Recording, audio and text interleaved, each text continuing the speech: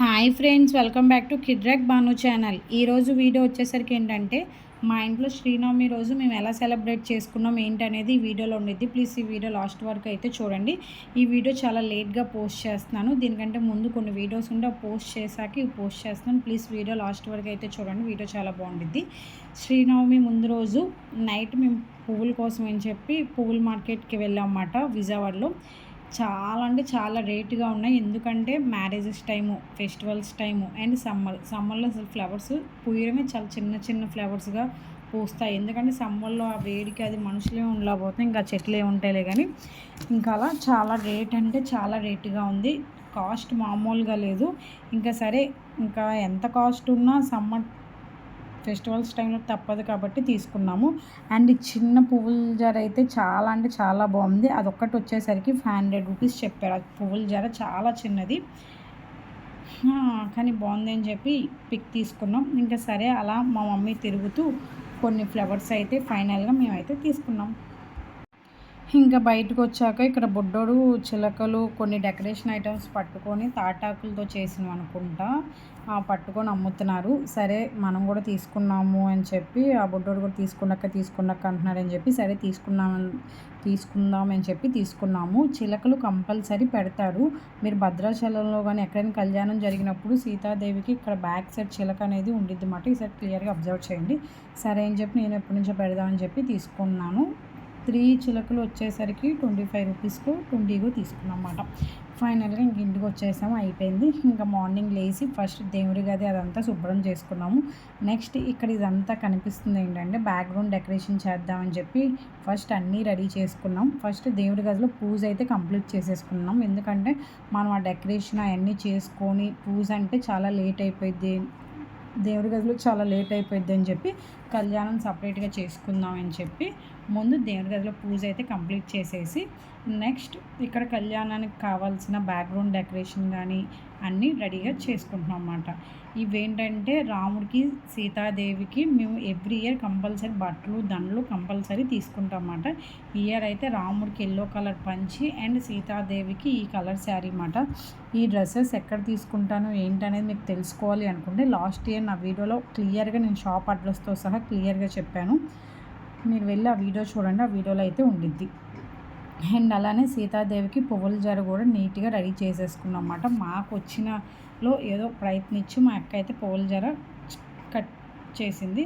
And next రాముడికి ఇప్పుడు బట్టలు అనేది వేస్తున్నాం అన్నమాట. పంచి అన్నీ చాలా సింపుల్గానే, కానీ రాముడు అయితే అవన్నీ డెకరేషన్ అంతా అయ్యాక హైలైట్ అయిపోతారు. ఇదిగోండి, నేనైతే డెకరేషన్ అయితే చేయలేదు, ఎందుకంటే అప్పటికే చాలా నీరసం వచ్చేసింది సమ్మర్లో ఇది అని చెప్పి అసలు ముందు ఏం చేయాలి ఏంటనేది ఒక ఐడియా అయితే లేదు, ఏ డెకరేషన్ చేయాలి ఏంటనేది. ఓకే ట్రై అన్నట్టు ఏదో అలా ట్రై చేసాము, కానీ ఫైనల్గా అయితే అవుట్పుట్ బాగానే వచ్చింది. మరీ తీసేసినట్టు అయితే లేదు. మన ఇంట్లో మనం సింపుల్గా ఇలా కళ్యాణం చేసుకోవచ్చు. మేము గత 3 ఇయర్స్ ఆర్ 4 ఇయర్స్ నుంచి కంపల్సరీ మా ఇంట్లో ఇలాగా కళ్యాణం లాగా డెకరేషన్ అవన్నీ చేసి సీతాదేవుడికి రాముడికి బట్టలు ఇవన్నీ తెచ్చి కంపల్సరీ చేస్తున్నాము. ఎందుకు అంటే మేము ఇది అయోధ్యలో కొన్నామన్నమాట. మేము అయోధ్య టెంపుల్ కట్టకముందే మేము వెళ్ళామన్నమాట. అంటే మేము వెళ్ళేటప్పుడు టెంపుల్ కన్స్ట్రక్షన్ అనేది జరుగుతుంది, నేను షార్ట్ వీడియోలో కూడా అప్లోడ్ చేస్తాను. ఇంకా అప్పుడు అక్కడి నుంచి తీసుకొచ్చాము అయోధ్య నుంచి. చాలా అంటే చాలా బరువు ఉండిద్ది, అది ఇత్తడి విగ్రహం కాబట్టి చాలా బరువు ఉండిద్ది. తీసుకొచ్చి ఇలా ఇంకా ఎందుకో ఇంకా తెచ్చాం కదా అయోధ్య నుంచి, ఇంక ఎవ్రీ ఇయర్ మనం కూడా కళ్యాణం చేద్దామని చెప్పి ఎవ్రీ ఇయర్ కళ్యాణం అయితే చేయడం మొదలుపెట్టాం. ఫైనల్గా రాముడు సీతాదేవి అయితే రెడీ అయిపోయారు. మ్యాక్సిమం బ్యాక్గ్రౌండ్ వాయిస్ ఇస్తాను, లేదు అంటే మ్యూజిక్ పెట్టేస్తాను, ఎందుకంటే ఇక్కడ పర్టికులర్గా చెప్పడానికి అయితే ఏమీ ఉండదు, మీకే క్లియర్గా అర్థమైద్ది. చూడండి, పూజ కోసం మ్యాక్సిమం అందరికీ తెలిసే ఉండిద్ది, అయినా సరే నేను ఇంకోసారి మళ్ళీ చెప్తాను.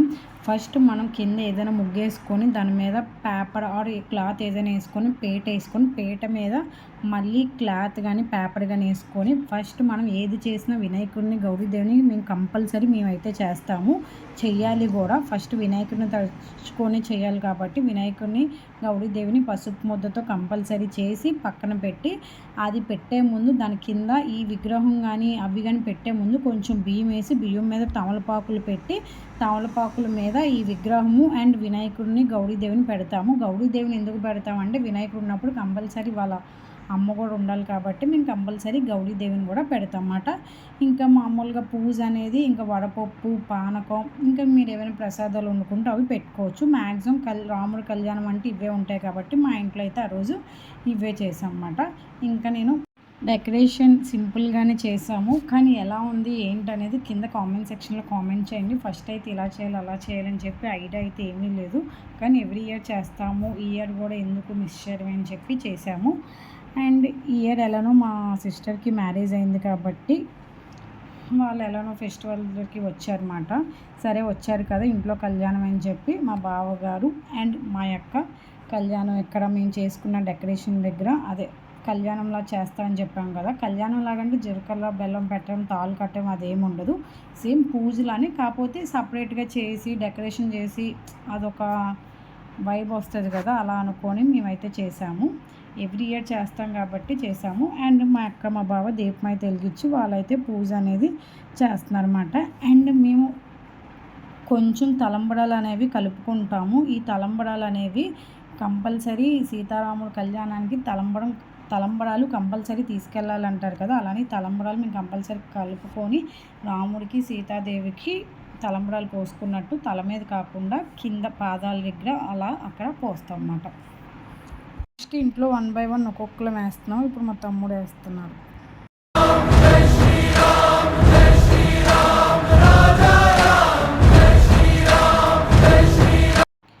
ఫైనల్గా దేవుడి గదిలో అయితే పూజ ఇలా చేసాము. ఆ రోజే మామిడికాయలు తెచ్చామన్నమాట. అంటే 2024 ఈ ఇయర్లో మామిడికాయలు మేము కొనడం అండ్ నేనే తిన్నాను, ఇంట్లో ఎవరో తినడం అదే ఫస్ట్ టైం.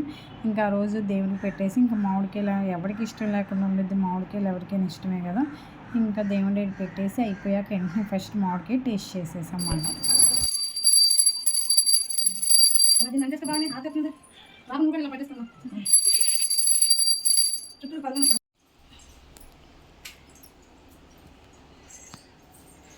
ఫైనల్గా ఈ ఇయర్ అయితే మా ఇంట్లో పూజ అనేది కంప్లీట్ చేసేసాము.